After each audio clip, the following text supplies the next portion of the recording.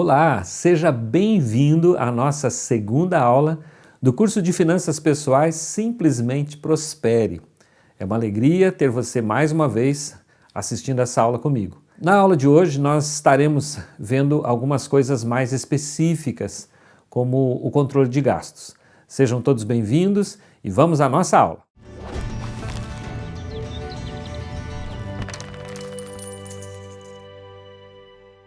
Na jornada da organização da nossa vida financeira, a autoanálise é o ponto de partida fundamental. Um princípio ecoado tanto pela sabedoria prática quanto pelos ensinamentos bíblicos. Precisamos, antes de tudo, entender onde estamos financeiramente. Isso envolve um exame honesto da nossa situação financeira, identificando claramente nossas fontes de renda e compreendendo o nosso perfil de consumo. Somente ao ter essa clareza, podemos traçar um caminho eficaz para o controle. A sabedoria bíblica na gestão financeira, você já pensou nisso? A Bíblia é um guia atemporal para diversas áreas da vida. Ela não se omite quando o assunto é finanças e a necessidade de autoavaliação contínua. Em 2 Coríntios 13, versículo 5, somos exortados: examinai-vos a vós mesmos se realmente estáis na fé. Provai-vos a vós mesmos. Embora esse contexto principal seja espiritual, o princípio de examinar e provar a nós mesmos é universalmente aplicável. Transposto para as finanças, significa a importância de uma análise periódica e rigorosa da nossa condição. Não podemos simplesmente ter fé de que nossas finanças estão em ordem. Precisamos de evidências, números, precisamos de um balanço claro. Outra passagem relevante é Provérbios 27, versículo 23. Procura conhecer o estado das tuas ovelhas e cuida dos teus rebanhos.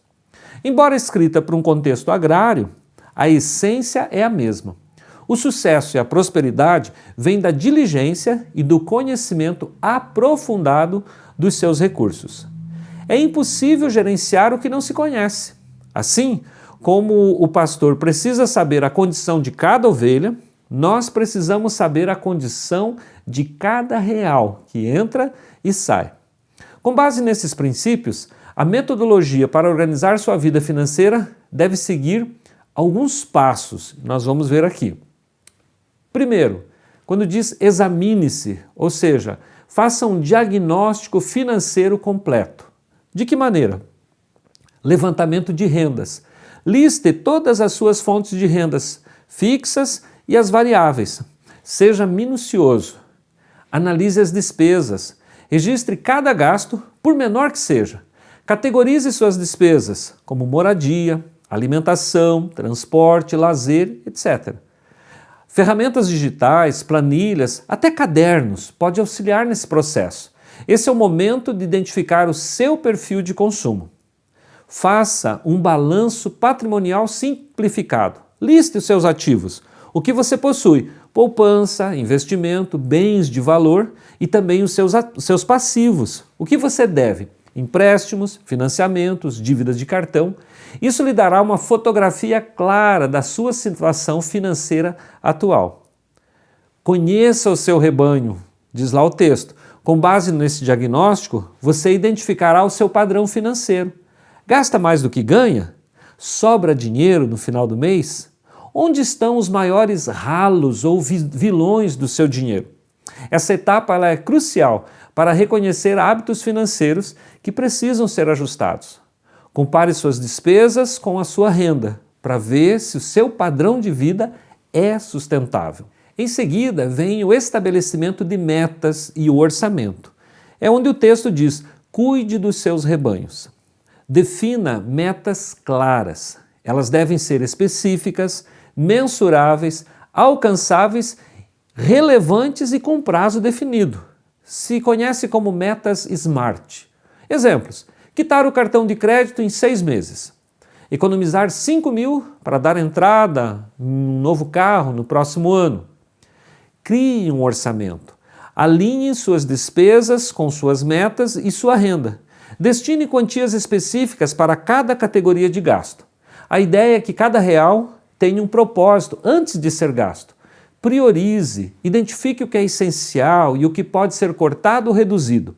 O monitoramento e ajustes constantes, ou seja, de quando em quando, faça sempre isso. A Bíblia nos orienta a fazer isso. Isso significa que a organização financeira não é um evento único, mas um processo contínuo.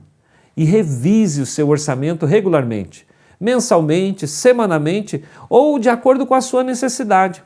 Verifique se você está seguindo o plano. Ajuste quando necessário.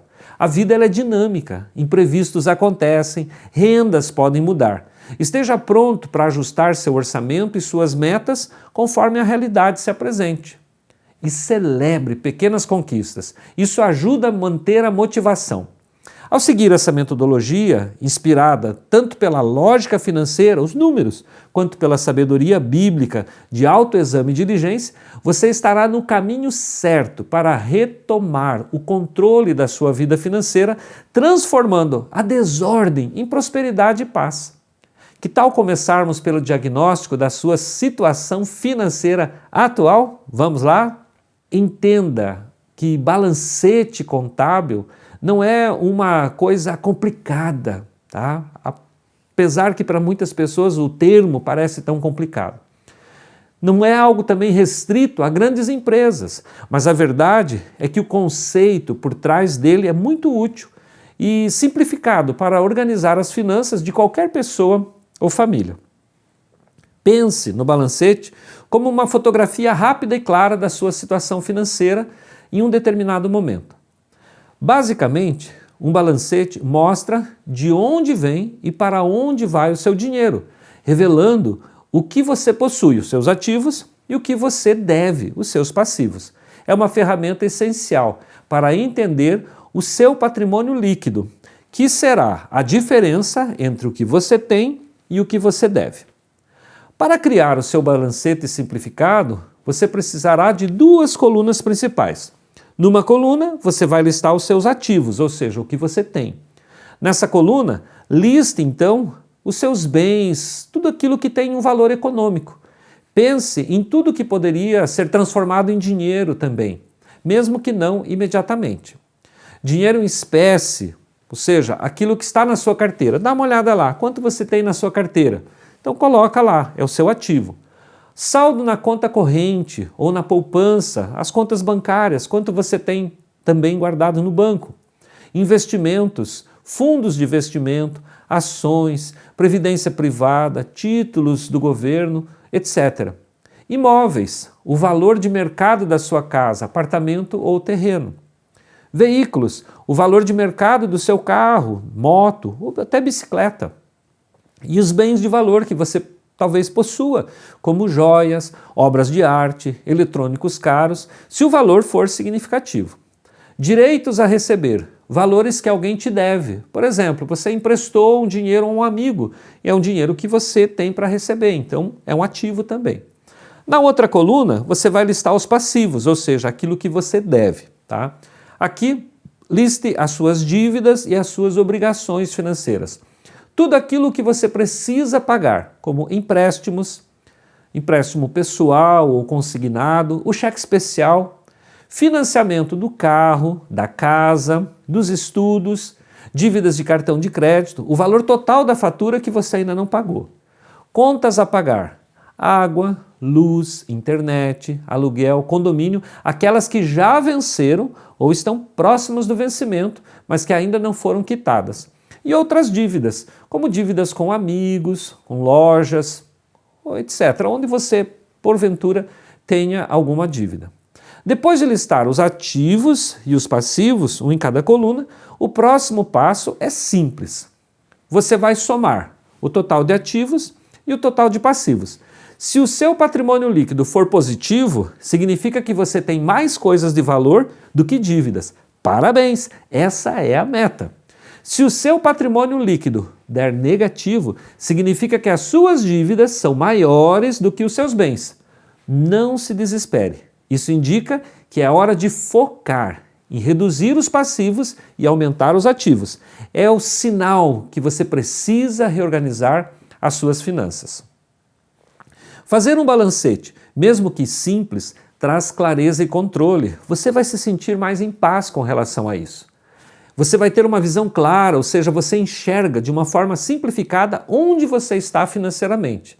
É possível também porque ajuda a tomada de decisões, ajuda a identificar se você está gastando demais, se você está acumulando dívidas ou se você precisa investir mais. Também ajuda na questão de um planejamento, é o ponto de partida para definir metas financeiras, como economizar para a aposentadoria, comprar um imóvel, quitar dívidas. E também serve como motivação. Ao ver seu patrimônio líquido crescendo, você se sente mais motivado a manter bons hábitos financeiros. Com esses dados em mãos, você terá uma vida muito mais clara e saúde financeira, que é o nosso objetivo aqui. Se ao final o saldo der negativo, como eu disse, não se desespere, será o start para você mudar a sua situação financeira de uma vez por todas. Se sua situação financeira estiver desfavorável, é crucial identificar as causas que levaram a esse ponto. Não se angustie e também não fique ansioso. Pense, eu e Deus trabalharemos juntos a partir desse ponto. Essa perspectiva nos lembra que não estamos sozinhos nessa jornada. Muitas vezes, por trás de uma dívida material, existe uma dívida emocional. Um termo popularizado por diversos especialistas em finanças pessoais e psicologia de consumo. Essa dívida emocional sugere que talvez você esteja tentando provar algo a si mesmo ou aos outros, vivendo acima das suas reais condições para atender a uma necessidade interna de aceitação, de status ou até mesmo de compensação.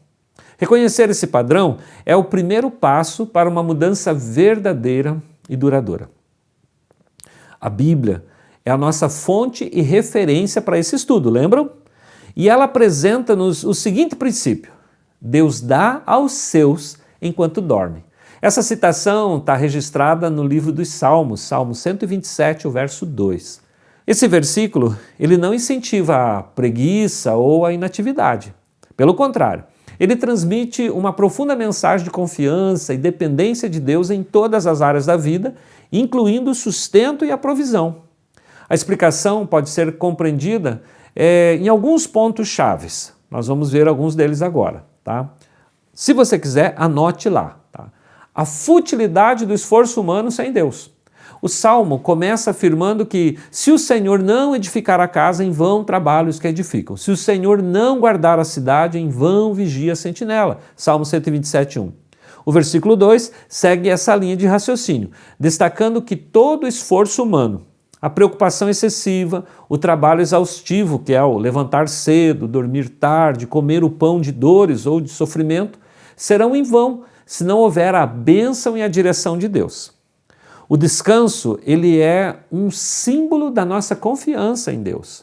A expressão aos seus amados ele dá enquanto dorme, não significa que Deus provê enquanto a pessoa está literalmente dormindo, sem fazer nada.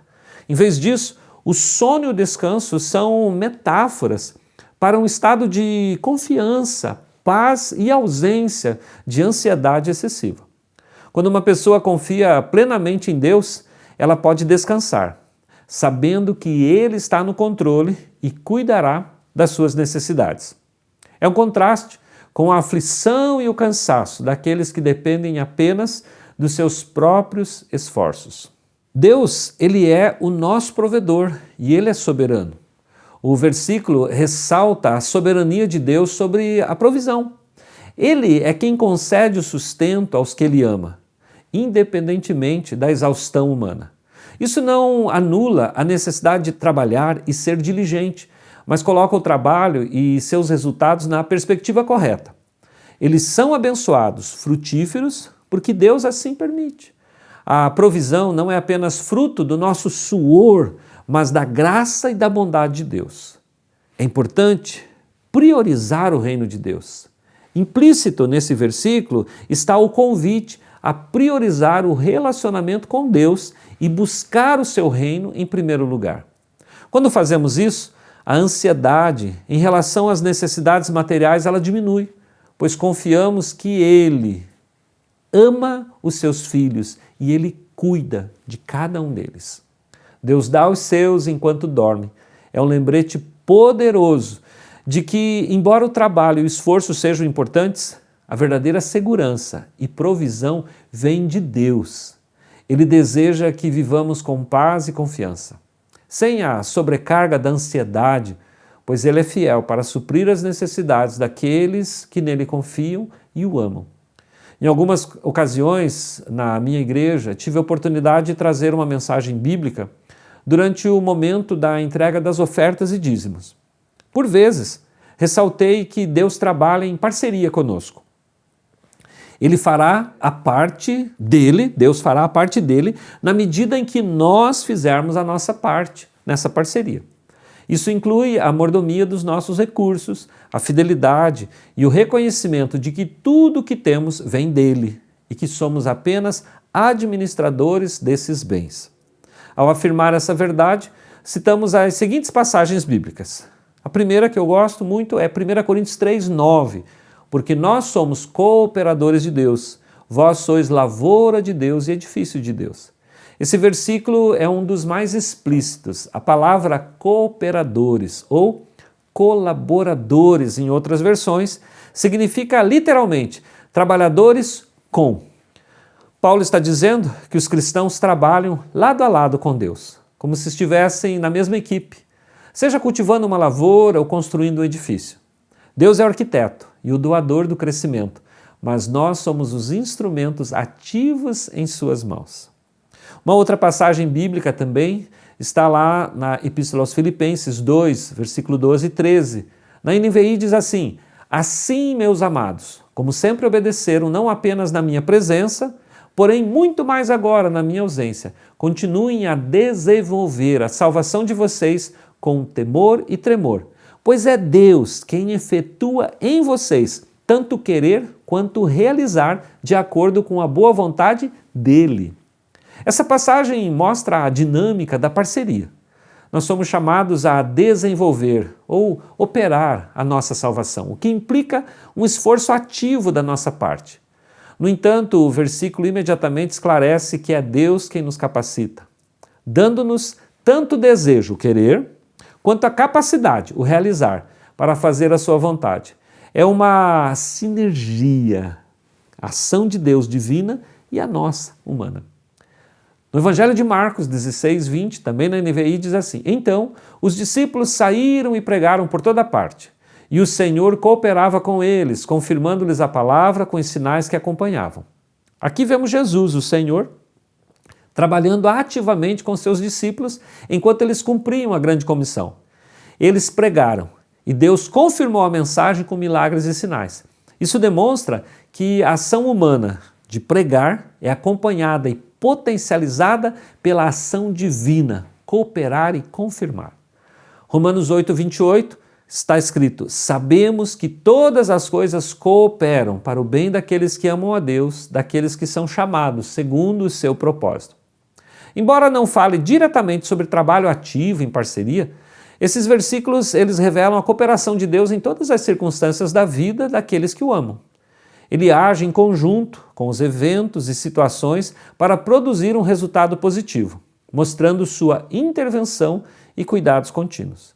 Esses versículos em conjunto fornecem uma base sólida para a afirmação de que Deus não apenas nos abençoa, mas também nos convida a ser seus parceiros ativos na realização de seus propósitos, tanto em nossa vida pessoal quanto em seu reino.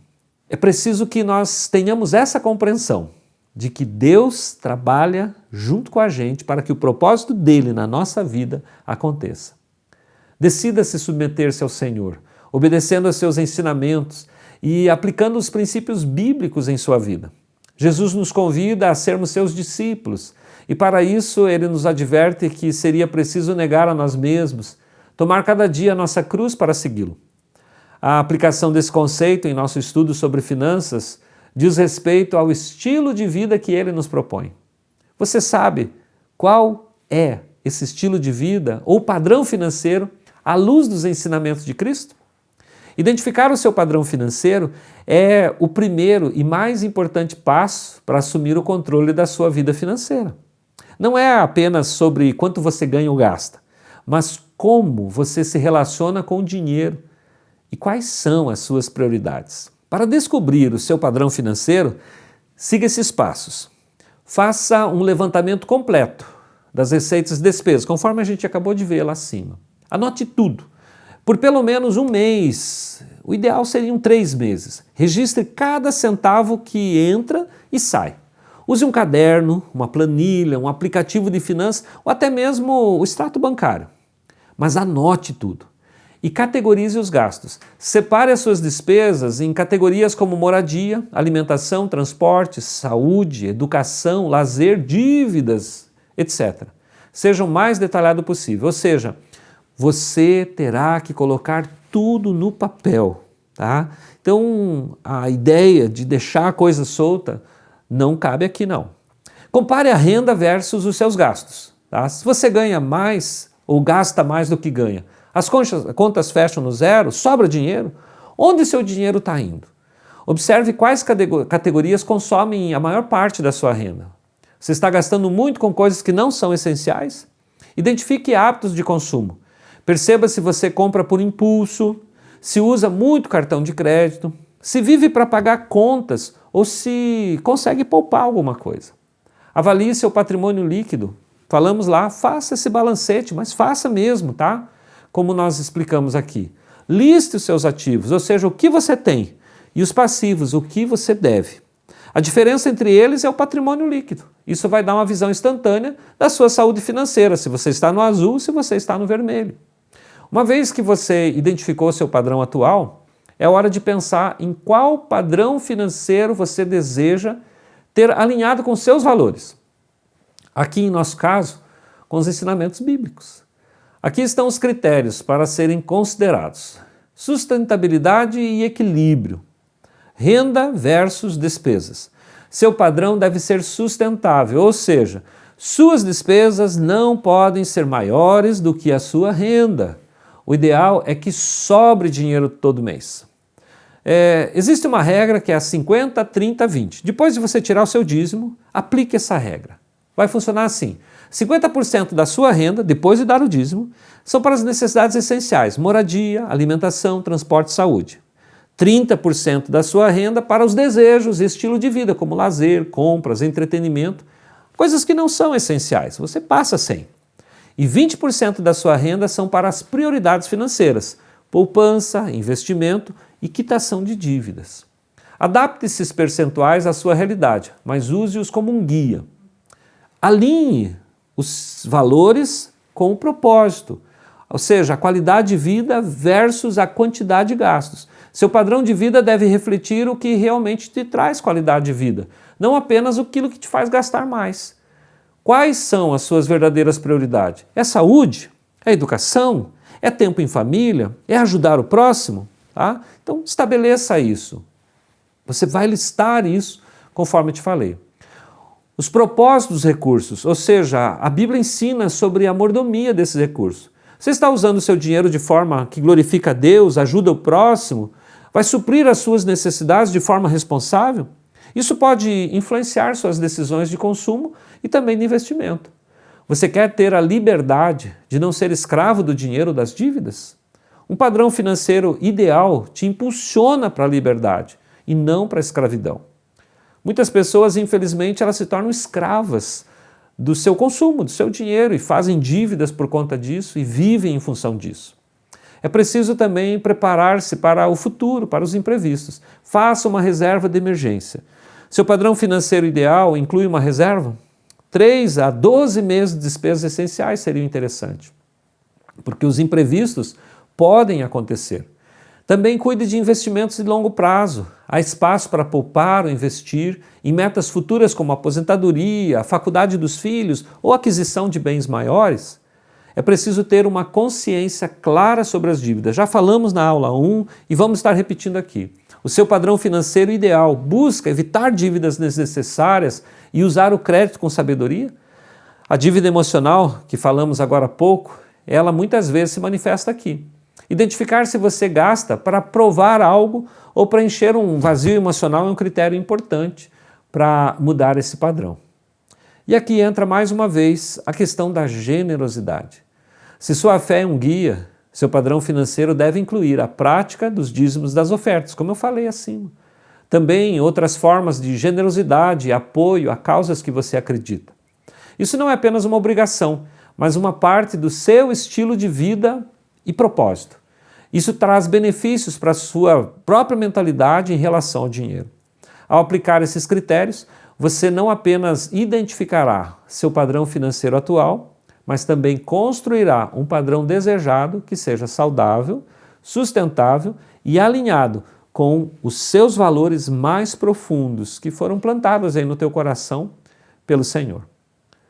Então, aqui nós encerramos a aula desse dia e aguardamos você na próxima semana.